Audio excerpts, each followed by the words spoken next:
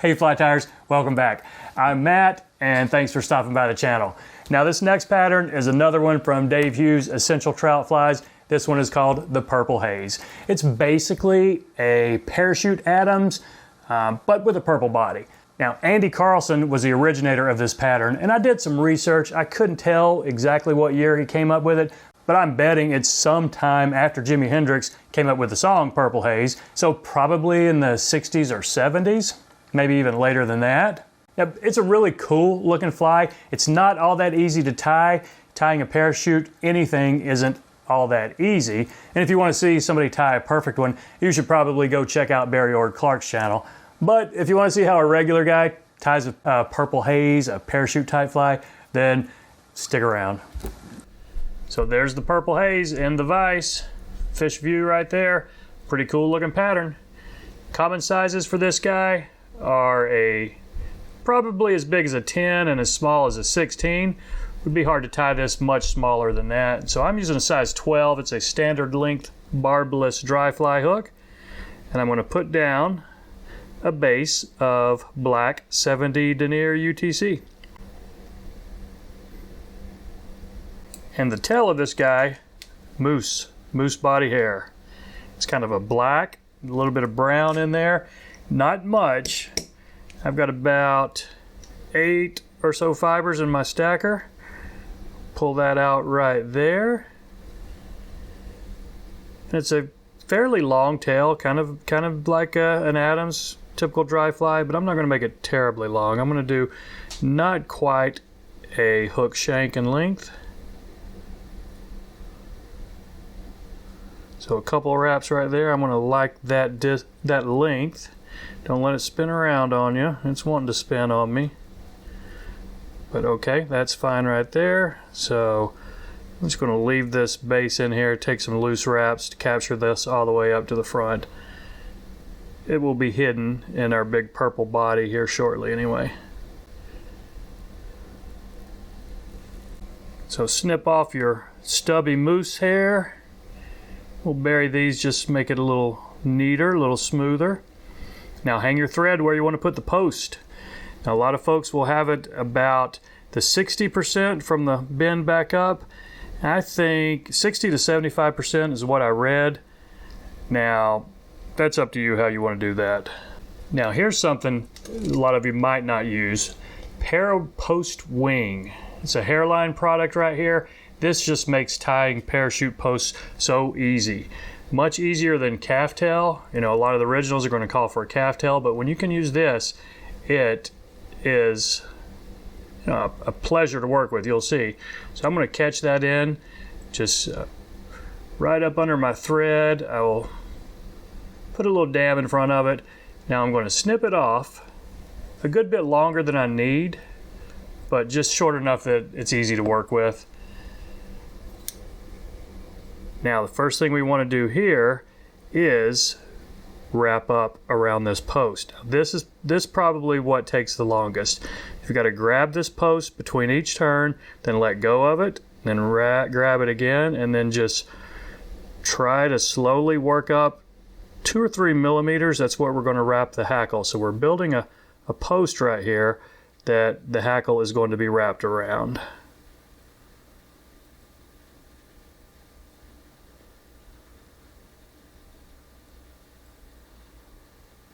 Okay, so that post looks fine right there. You can see the first few wraps were the hardest, but after you get it locked in, it's not too hard to take it on up. Now what you might want to do here, and a lot of folks do, is we'll put a little drop of head cement right in here and let it soak in.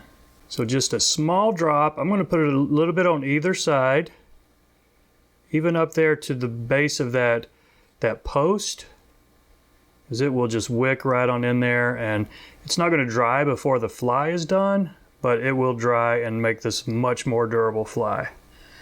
So I've got some head cement soaking in that thread right there. Now the next step, let's tie in our hackle. A brown and grizzly. And while this is not a Smoky Mountain fly with the brown and grizzly, it does have its roots in the Adams. So I've got a brown and grizzly. I'm laying them concave sides together. and I'm going to catch it in right in front of the post. A couple wraps right there, but you can see I've got some bare stem up the post. So we'll lock these in right here. Take your thread back to your post. Now we're going to basically do what we just did with wrapping this post, but with the hackle.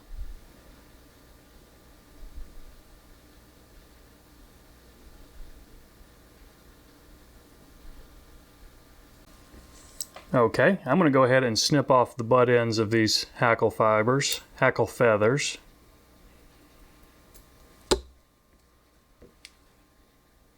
Put a few wraps just to smooth this out right here.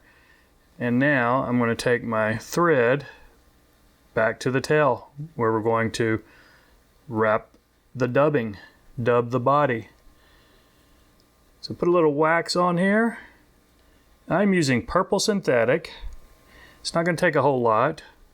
Here's some purple synthetic. A lot of folks will put some sparkle yarn in here too, or just use a purple ice dub. I've seen that. But I think this plain basic purple, a little bit fuzzy, a little bit furry body looks pretty good.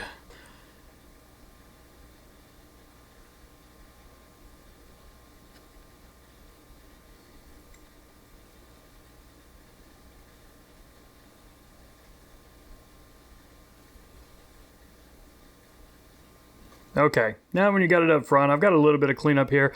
If you were paying attention, I almost put one of the wraps around the base, but the dubbing was a little bit thick on my thread, so I didn't do that. But what you want to do next is just go ahead and start your head right there. That's where we're going to tie off this hackle. So take your time with the hackle. We've got it upright. It doesn't really matter which one you wrap first, probably whichever one is closer to the bottom, and it's probably going to take about 3 wraps each. Since I've got two hackle feathers here, I can probably only get about 3 wraps. Okay, I think that's 2. Let's do one more here. And we'll catch it right in up here. So that first wrap, I'm kind of wiggling it in. I've got the stem of this feather caught in, and you want to be careful not to capture too many of the actual hackle fibers. So I'm going to lift them up and then put about 2 or 3 wraps right there to really lock this one in. Now I'm going to do the same thing with this grizzly. Maybe 3 wraps here as well. Just try to work them in between the brown.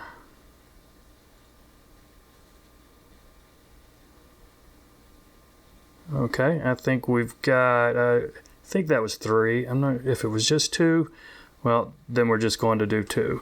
So go ahead, the same thing we did with that, just 1 wrap right there. Try not to capture too many of these. Lift them up if you need to, and then put a couple of tight wraps right there. Now we can we'll fix that post in just a second. Go in here and trim your excess right there off. You're going to have a few right here that did get trapped going forward, but I'll show you how we take care of those in just a second as well. So we're a little thicker on the front than we are on the back, but that's okay. We can push these up with your fingernail, and then let's take our scissors again and clean this up before we do our whip finish. But pull that up, and let's clean up this head a little bit.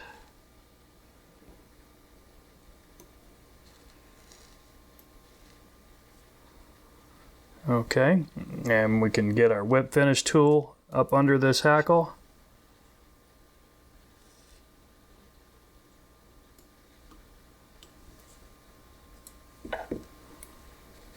Still got a little cleanup to go. Just make sure this post is standing back upright. Don't mess with your tail too much. And one thing I've learned after doing a few of these is trim your parachute post a little bit longer than you think, because it'll bounce back if you pull it tight up here. So cut it a little bit longer than you think you're going to need, and it will shorten up there. And what a lot of folks will do, I will just usually put my head cement right up on those the thread head, but some folks will take their bodkin and put a drop right down in the middle of that post, which makes it a lot more durable. So we can still do a little bit of cleanup. We've got some fibers right there, and then the head cement, of course. But that's the basics of tying the Purple Haze. Very similar to a Parachute Adams, just some different colors and a few different materials. So that's all, folks. I appreciate you watching, and we'll see you next time.